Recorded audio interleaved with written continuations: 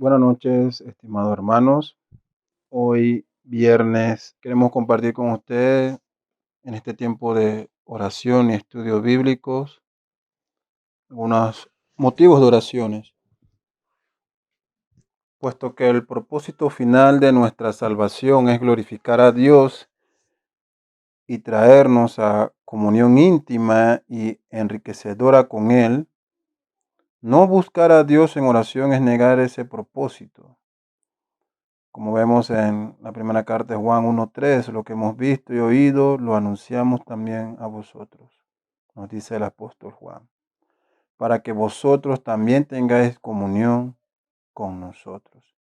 Y esta comunión es con el Padre y con su Hijo. Amado hermano de la primera iglesia bautista de Balboa, nos acercamos a Dios en oración congregacional. Sabemos por las Escrituras que nuestra comunión con el Padre no es y no podrá ser nunca interrumpida, puesto que el propio Dios ha provisto para su pueblo la oración como medio de gracia, por el cual cada uno de los creyentes de forma personal y también como un cuerpo, como la iglesia, todos juntos, pueden acercarse a Él en oración.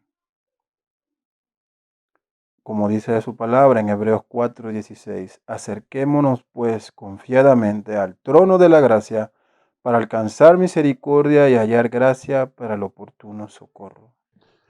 En esta primera parte de los motivos de oraciones, queremos pedirles que esté orando a Dios desde su hogar por los siguientes motivos.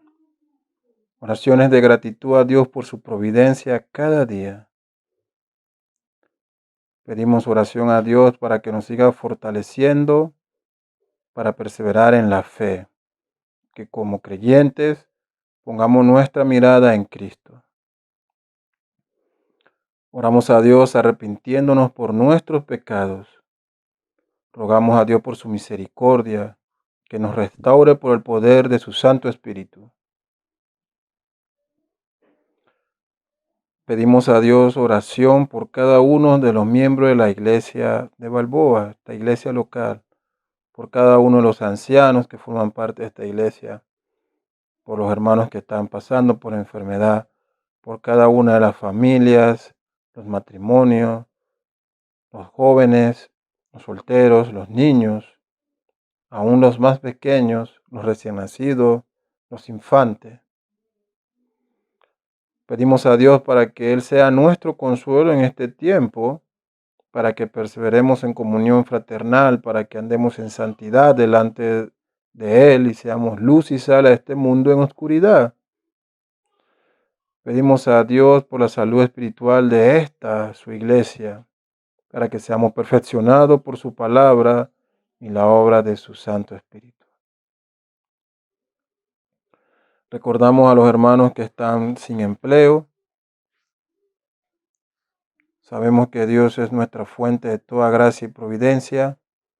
Oramos a Dios para que siga derramando su socorro sobre la vida de cada uno de nosotros. Recordamos en oración a cada uno de los pastores y a sus familias. También oramos por las hermanas que están esperando bebé, que están embarazadas, para que el Señor la guarde a ella y a las criaturas que están en sus vientres.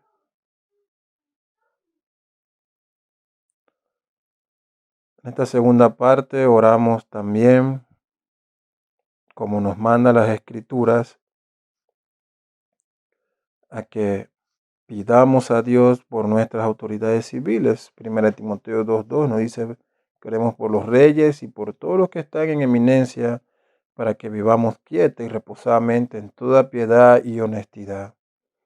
Por eso en esta noche pedimos a nuestro Padre, quien es el gobernante de todo, y pedimos a Él, a Dios, por las autoridades civiles de nuestro país que han sido puestas por Él, por el presidente y sus ministros, los diputados, magistrados, jueces y todo aquel que lleva un puesto de autoridad y responsabilidad en este país, para que ellos puedan en primer lugar arrepentirse de sus pecados si no han conocido a Dios y alcanzar salvación, según sea la soberana voluntad de Dios. Y también pedimos para que ellos puedan servir al pueblo con honestidad y sabiduría. Esta tercera parte de nuestro motivo de oraciones, oramos por todos los hombres, como nos manda las Escrituras en 1 Timoteo 2:1. Dice así la palabra de Dios: exhorto ante todo a que se hagan rogativas, oraciones, peticiones y acciones de gracia por todos los hombres. Por eso rogamos a Dios por aquellos que en este momento padecen a causa de la enfermedad, que en medio de esta situación ellos puedan ver su necesidad de un Salvador para sus vidas como una mayor prioridad que sanidad para sus cuerpos. También pedimos a Dios que en esta hora oscura en que vive el mundo, los hombres puedan hacer un alto y ver en todos estos acontecimientos que Él es Dios y que le deben a Él toda la gloria. También pedimos a Dios que destruya todo plan maligno del hombre que actúa con egoísmo y engaño contra sus prójimos.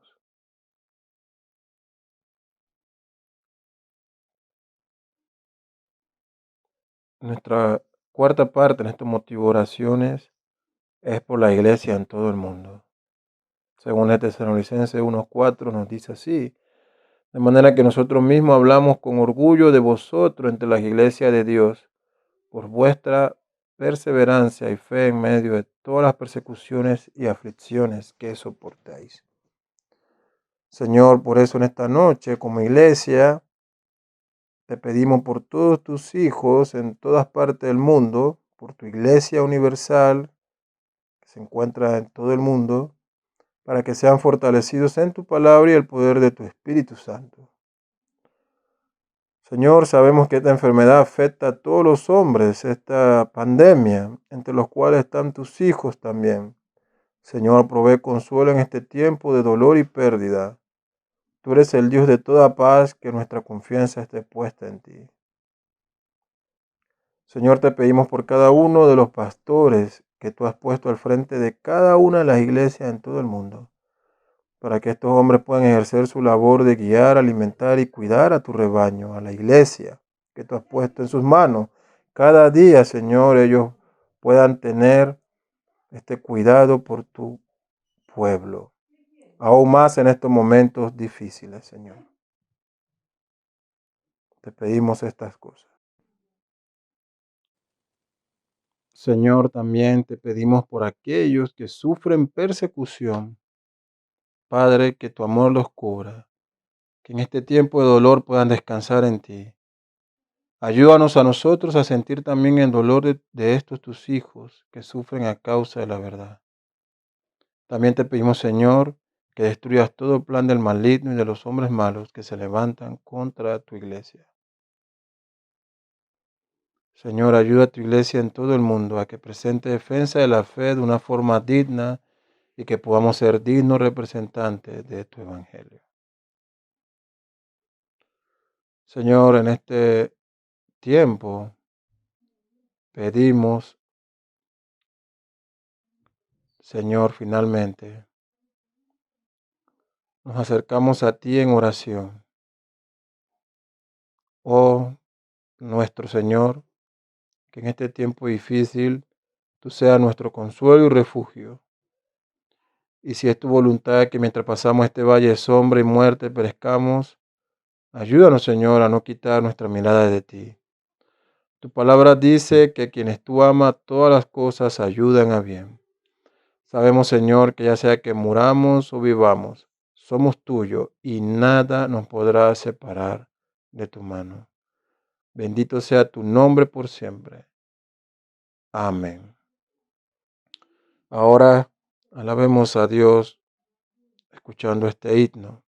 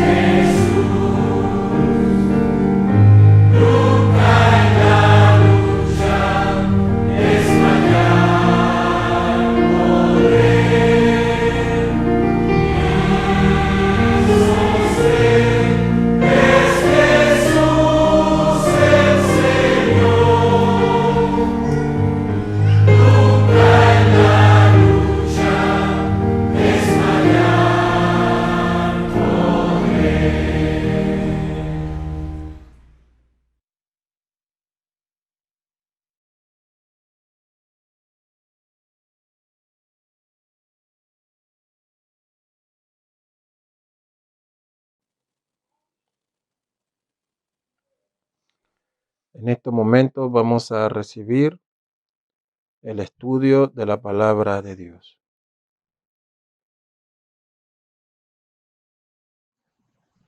Buenas noches, hermanos, saludos. Estamos en la primera iglesia bautista de Balboa con nuestro servicio de oración y estudio bíblico. Estamos estudiando la epístola del apóstol Pablo a los Efesios y hoy debemos terminar con el capítulo 5. Hemos estado durante todo el año 2020, desde enero, lo que va de este año, con este estudio verso a verso de esta maravillosa epístola, como la hemos llamado, la joya de doctrina cristiana del apóstol Pablo para la iglesia del Señor. Así que un saludo para todos, hermanos, en sus hogares. Permítanos tener entonces la oración para presentarnos delante del Señor, dándole gracias por todo el regalo de la salud y la vida que Él nos da, y dándole gracias también por su preciosa palabra. Me acompañan en sus hogares, hermanos, en esta oración. Amado Dios y Padre Celestial, en el nombre de nuestro Señor y Salvador Jesucristo, Señor, te damos gracias por el regalo de la vida, por la salud, la fuerza que nos das. También te damos gracias, Padre bueno, porque hemos visto cada día, Señor, tu mano de provisión, proveyéndonos para cubrir nuestras necesidades. Gracias, Padre. Pero nuestra oración y nuestra súplica también es para que nuestros hermanos de la fe alrededor del mundo también ellos puedan ver tu mano en sus vidas, en sus ministerios, y que reciban, Señor, tu misericordia y tu gracia, que son nuevas cada mañana. Padre amado, gracias. Gracias también por tu bendita palabra, Señor. Gracias por ella, porque en medio de estas tensas tinieblas que por causa de la rebelión del hombre han cubierto al mundo, tu palabra es lámpara y luz en nuestro andar, en nuestro caminar. Ella es en efecto pan de vida, es un gozo inefable, es un don inefable, Señor, tener tu palabra con nosotros. Te pedimos, Señor, que nos dé sabiduría para entenderla, pero también, Señor, nos dé la voluntad para obedecerla. Como dice el apóstol Pablo escribiendo, Señor, tú pones en nosotros el querer como el hacer según tu buena voluntad. Acompáñanos en esta noche, Padre, que podamos ser fieles y leales a los textos que están en esta maravillosa epístola, esta joya de doctrina cristiana para tu iglesia. Te pedimos esto, Padre, en el precioso nombre de Cristo Jesús. Amén. Entonces, hermanos, estamos en el capítulo 5 de la carta a los Efesios y leemos el verso 22 en adelante. Y el apóstol Pablo escribe: las casadas estén sujetas a sus propios maridos como al Señor, porque el marido es cabeza de la mujer, así como Cristo es cabeza de la iglesia, la cual es su cuerpo y Él es su Salvador. Así que como la iglesia está sujeta a Cristo, así también las casadas lo estén a sus maridos, dice el apóstol Pablo, en todo. Maridos, amad a vuestras mujeres, así como Cristo amó a la iglesia y se entregó a sí mismo por ella, para santificarla, habiéndola purificado en el lavamiento del agua por la palabra, a fin de presentársela a sí mismo una iglesia gloriosa, que no tuviese mancha ni arruga ni cosa semejante, sino que fuese santa y sin mancha. Así también los maridos deben amar a sus mujeres como a sus mismos cuerpos. El que ama a su mujer, a sí mismo se ama. Porque nadie aborreció jamás a su propia carne, sino que la sustenta y la cuida, como también Cristo a la iglesia. Porque somos miembros de su cuerpo, de su carne y de sus huesos. Por esto, dice el apóstol Pablo, dejará el hombre a su padre y a su madre y se unirá a su mujer, y los dos serán una sola carne. Grande es este misterio, mas yo digo esto respecto de Cristo y de la iglesia. Por lo demás, cada uno de vosotros amen también a su mujer como a sí mismo, y la mujer respete a su marido. Y importantes, hermanos, como mencionamos cada viernes y cada domingo con nuestro estudio, las fuentes, los comentarios que utilizo para estos estudios son de el doctor John Stott en sus comentarios de Efesios, a Mr. Robinson también con sus comentarios, B.H. Carroll también con sus comentarios, sobre todo los domingos, con nuestro estudio escatológico del libro de Apocalipsis, y muchos otros hombres de Dios que nos han antecedido en este camino de la fe, y nuestros comentarios personales. Estamos entonces, hermanos, considerando el tema del deber de las esposas.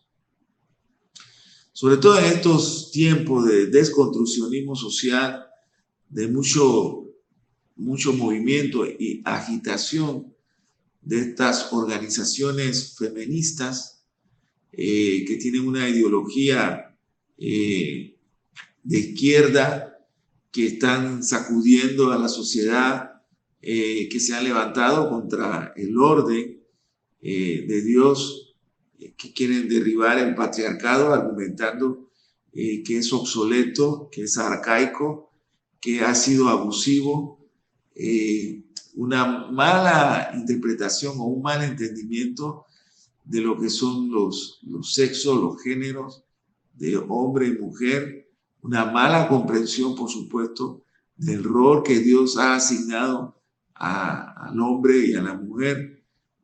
Con todo este movimiento que hay a nivel mundial, sobre todo en Occidente, porque es en Occidente donde estos movimientos se agitan y hacen estas reclamaciones muchas veces absurdas. Hay un desconstruccionismo incluso en el lenguaje, hay un lenguaje de inclusión que incluso el Ministerio de Educación y el gobierno de Francia recientemente, este mismo mes de septiembre, acaba de hacer una declaración importante que ese lenguaje inclusivo atenta contra la preservación del idioma francés.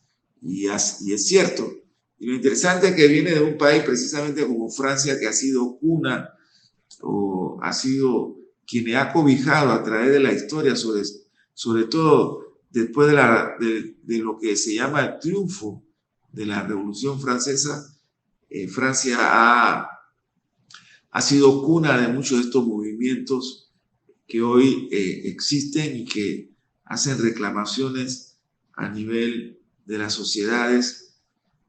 Sin embargo, pues, además de lo que hemos comentado acerca de la declaración del Ministerio de Educación y del gobierno de Francia, lo más sobresaliente y lo más importante, de hecho lo relevante, es que la Escritura condena todos estos movimientos porque es un atentado al orden que Dios ha establecido. Pero, ¿cuál es el deber de la esposa? ¿Y cuál es el deber del esposo? Y hemos titulado este estudio en esta noche La sumisión de la esposa, la sumisión del esposo. Porque las Escrituras, la palabra inspirada por Dios, habla de sumisión de ambos. Cuando Pablo dice, sométase cada uno. Entonces es una sumisión consciente, es una sumisión voluntaria, es una sumisión para el beneficio de la pareja, de la familia y de la sociedad. El apóstol da dos razones, o por lo menos están implícitas, para la sumisión de la esposa frente a su marido. La primera surge de la creación y se refiere a que el esposo es cabeza de su esposa mientras que la segunda surge de la redención y se refiere a Cristo como cabeza de la iglesia. Así que Pablo dice, esposa, sométanse a sus propios esposos como al Señor, porque el esposo es cabeza de su esposa. Versos 22 y versos 23. La autoridad del esposo se establece como un hecho y se la convierte en base de la sumisión de la esposa, pero no se elabora aquí el origen de esa autoridad. Para una comprensión más amplia del argumento de Pablo necesitamos recurrir a otros textos, especialmente a 1 Corintios capítulo 11, versos 3 al 12 y 1 Timoteo capítulo 2, versos 11 al 13. Por favor, léalo en su casa. En ambos pasajes el apóstol se remite a la narración de Génesis y señala que la mujer fue hecha después del varón, a partir del hombre y para el hombre. Añade que el varón también nace de la mujer, de manera que varón y mujer son dependientes del uno del otro. Sin embargo, su énfasis recae en el orden, en el taxo de Dios, el modo y el propósito de la creación de Eva. Y debido a que es principalmente sobre estos hechos de la creación que Pablo el apóstol basa su argumento sobre la autoridad del varón. Su argumento tiene validez permanente y universal y no debe dejarse de lado como una limitación cultural. Los elementos culturales de su enseñanza deben buscarse, en cambio, en las aplicaciones de este principio, sin duda en la ordenanza del velo y creo que también en el requerimiento del silencio. En cambio, la autoridad del varón y especialmente del esposo no es una aplicación cultural de un principio, es el principio primordial. Esta no es una posición intransigente, sino un concepto creacionista. La nueva creación en Cristo nos libera de la distorsión de las relaciones entre los sexos causada por la caída. Esto lo podemos leer en Génesis capítulo 3, verso 16. Pero confirma la intención original de la creación. Fue a este comienzo que Jesús mismo se remitió. Lo podemos ver en Mateo capítulo 19, verso 4 al 6. Y confirmó la enseñanza de Génesis 1 y 2. También debemos hacerlo nosotros. Lo que la creación ha establecido, no hay cultura que pueda destruirlo. Hay pocas dudas respecto a lo que sumisión significa en el mundo antiguo, donde el desdén por la mujer era casi universal. William Barclay lo resume así: los judíos tenían un bajo concepto de las mujeres. En la forma judía de la oración matutina había una frase en la que el judío cada mañana agradecía a Dios que no lo hubiera hecho un pagano o un esclavo o una mujer. Según la ley judía, una mujer no era una persona, sino una cosa. Carecía totalmente de derechos legales. Era posesión absoluta del marido que podía disponer de ella a su gusto. La situación era peor en el mundo helénico. Todo el tenor de vida griego hacía del compañerismo entre el varón y la mujer casi imposible. Y hermanos, tenemos que decir que en la otra parte del mundo, mientras que en Occidente hay una agitación de una mala interpretación y de una agenda de izquierda sobre el rol de la mujer, del hombre, la mujer, la familia y la sociedad, en el mundo oriental, sobre todo en el mundo occidental, en el mundo musulmán, la mujer todavía es considerada una cosa, tiene menos valor que un animal. Y esto tampoco es algo que la Biblia concede. Si hay una religión que defiende el rol de la mujer y la eleva a la dignidad que se merece, al estado que se merece de honra junto con el varón, es precisamente la religión cristiana. El griego esperaba que su mujer manejara su casa y cuidara de sus hijos legítimos. El placer y la compañía los encontraba en alguna otra parte, sobre todo en los templos paganos donde existían sacerdotisas prostitutas que ofrecían sus servicios a sus fieles. En Grecia, el hogar y la vida familiar estaban próximos a extinguirse y la fidelidad era absolutamente inexistente. En los días de Pablo, la situación en Roma era aún peor. La degeneración de Roma era trágica. No es exagerado afirmar que toda la atmósfera del mundo antiguo respiraba adulterio. El lazo matrimonial estaba en camino a su completa bancarrota. Charles Sherman confirma esto. En el Imperio Romano escribe: una niña estaba completamente bajo el mando de su padre, una esposa completamente bajo el poder de su esposo. Ella era su bien inmueble. Su vida era de tal manera imposible desde el punto de vista legal que llegaba a la esclavitud, mientras que su estatus se describía como imbecilitas, de donde deriva nuestra palabra actual, imbécil. Por cierto, que este no era del todo el cuadro. Marcus Barth trata de equilibrarlo. También había movimientos contrarios que promovían derechos iguales para las mujeres. Y diferentes periodos y áreas geográficas produjeron visiones diferentes de la mujer. En cuanto a Éfeso y su medio ambiente, el culto de la Gran Madre y el templo de Artemisa, del que ya hemos hablado en el pasado, marcaron a esta ciudad más que a otras como un bastión y baluarte de los derechos de la mujer. Sin embargo, prevalecía en el mundo antiguo la opresión de las mujeres y su emancipación apenas comenzaba.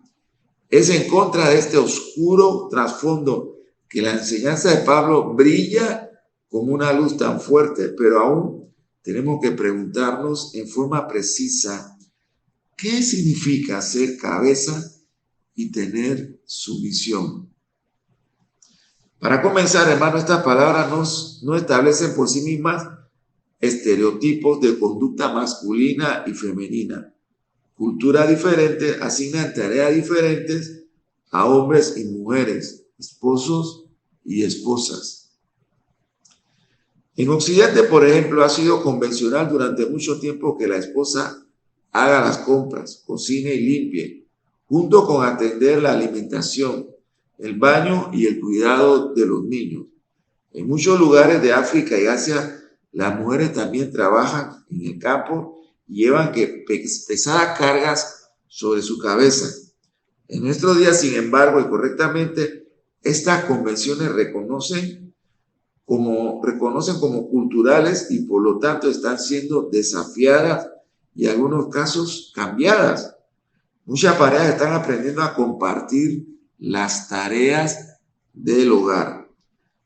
A fin de entender la naturaleza del gobierno del esposo en la nueva sociedad que Dios ha inaugurado, necesitamos mirar a Jesucristo, porque Jesucristo es el contexto en el cual Pablo utiliza y desarrolla la palabra cabeza y sumisión. Aunque basa la autoridad del esposo en la creación, la define en la relación donde Cristo, el Redentor, es cabeza.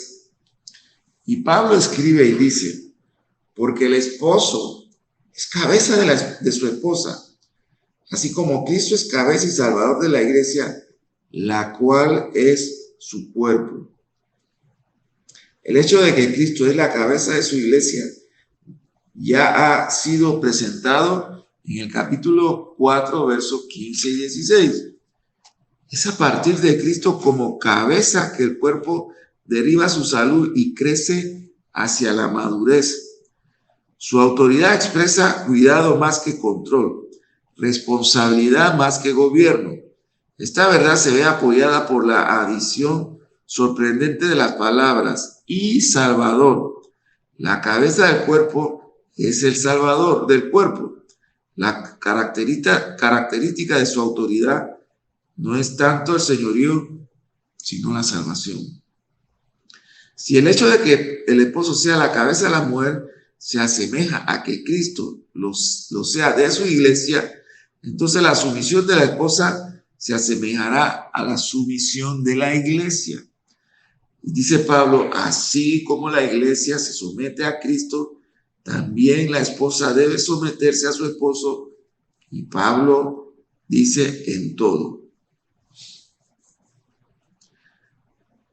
No hay nada que la vuelva inferior, porque la sumisión no es una obediencia ciega a un sistema de reglas, sino a una aceptación agradecida de su cuidado.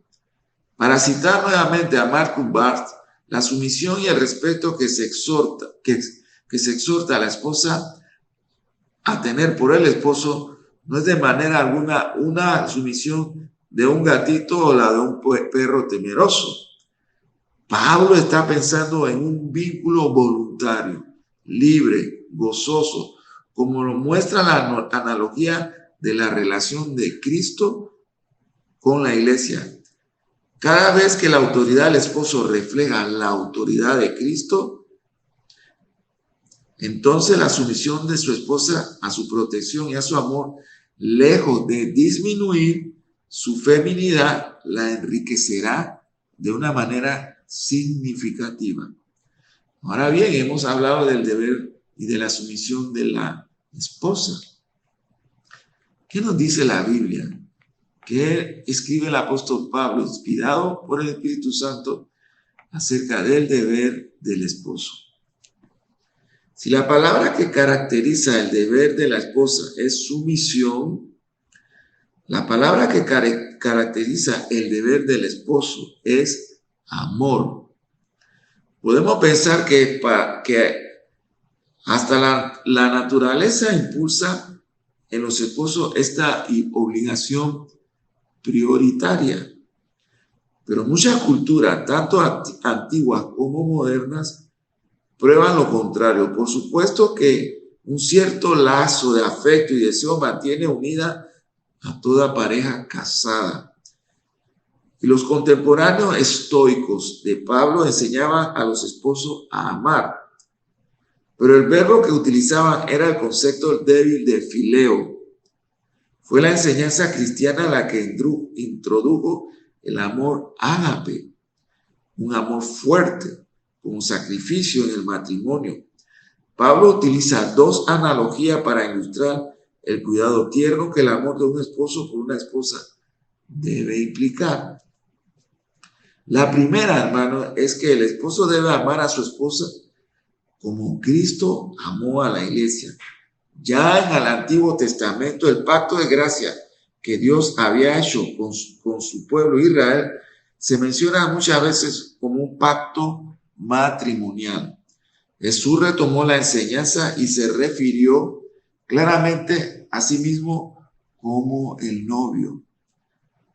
Pablo agranda la imagen aquí y en 2 Corintios capítulo 11, verso 1 al 3, mientras que en Apocalipsis se nos permite activos de la iglesia glorificada como una hermosa novia vestida para su prometido y de la llegada de las bodas del Cordero. Lo que llama la atención, hermano de Balboa, del desarrollo que Pablo hace del tema es la sacrificada entereza del pacto de amor del novio celestial hacia su esposa, la iglesia. Es esto lo que deben imitar los esposos, dice el apóstol Pablo. Esposos, amen a sus esposas. Y así como Cristo amó a la iglesia y se entregó por ella para hacerla santa. Versos 25 y 26. Observemos que Pablo utiliza 5 verbos para indicar los pasos consecutivos del compromiso de Cristo con su esposa, la iglesia. La amó, dice Pablo, se entregó por ella para hacerla santa, la purificó sin manchas ni arruga para presentársela a sí mismo. La afirmación está completa y abarcadora que algunos eruditos piensan que pudo haber sido una cita de una primitiva confesión, liturgia o himno cristiano.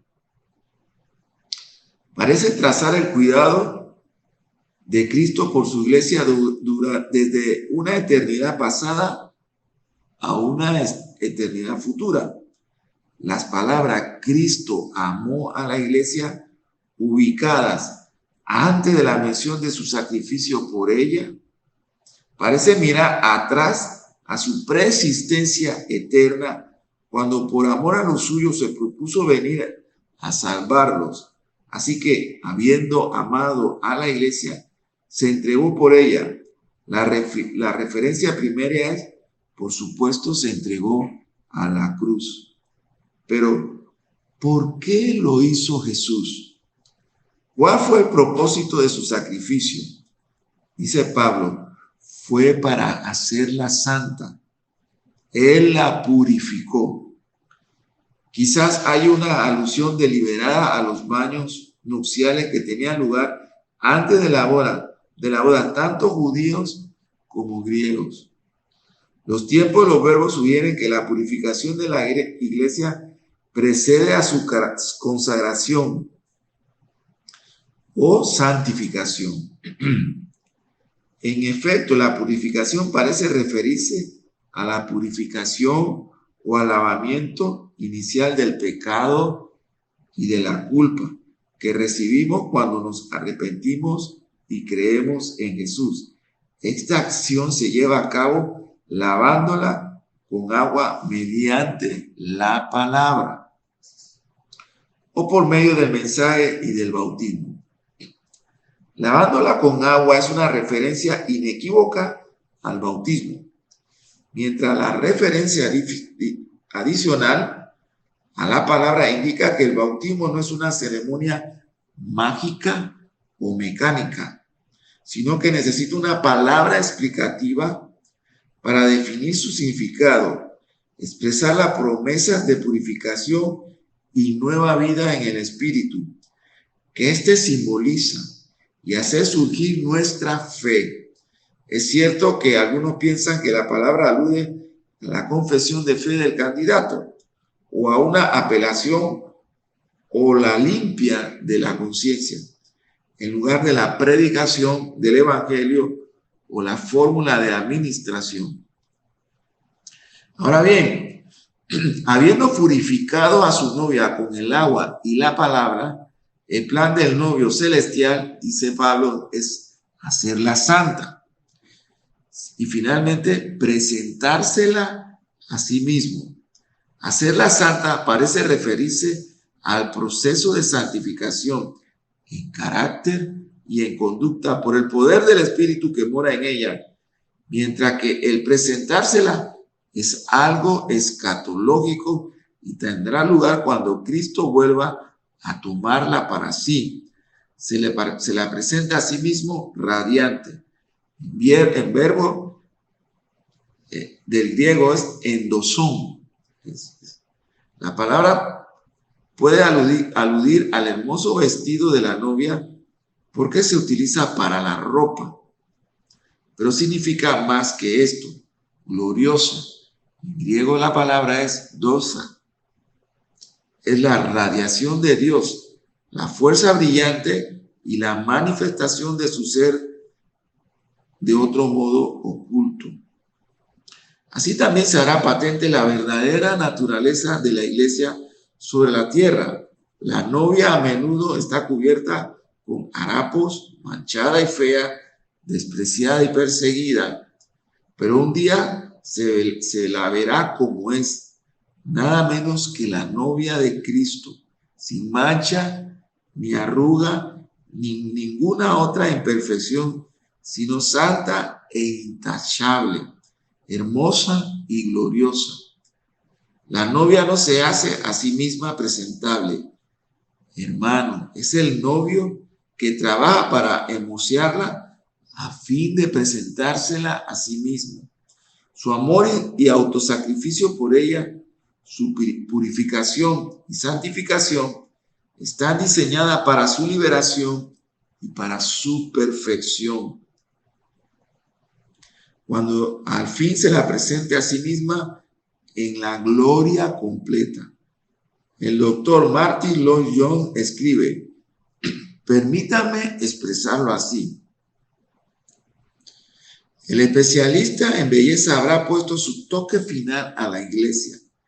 El mensaje habría sido tan perfecto que no habrá quedado ni una sola arruga. A la iglesia en aquel día se la verá joven, en lo mejor de su juventud, con color en sus mejillas, con su piel perfecta sin manchas ni arruga, y permanecerá así por y para siempre, jamás. Esta es pues la exposición de Pablo, hermano, acerca de la consecuencia de que Cristo sea cabeza de la iglesia. Él es su novio. Él no aplasta a la iglesia. En lugar de eso, se sacrificó a sí mismo para servirla, a fin de que ella pueda llegar a ser todo aquello que Él desea que ella sea, es decir, ella misma en la plenitud de su gloria. De la misma manera, un esposo nunca debería usar su autoridad para aplastar o anular a su esposa o frustrar su deseo de llegar a ser ella misma. Su amor por ella lo llevará a un camino exactamente opuesto. Se dará a sí mismo por ella, a fin de que pueda desarrollar su potencial completo ante Dios y así llegar a ser más completamente en ella misma. Amados hermanos en Balboa, me dirijo a los esposos, me dirijo a todos los hombres, porque aún los solteros esperamos lleguen a ser esposos.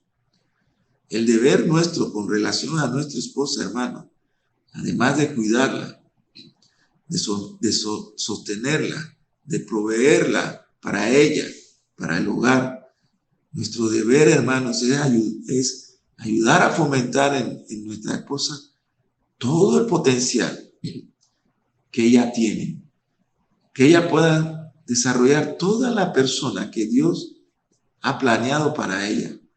No debemos ser estorbo en ese proceso de santificación y glorificación que Dios está orando en cada una de ellas. Por el contrario, debemos unirnos a Dios en esa meta, en ese propósito, de que nuestras esposas sean la persona que Dios está formando en ellas, hermosas, mujeres capaces, mujeres radiantes y felices, seres extraordinarios y maravillosos.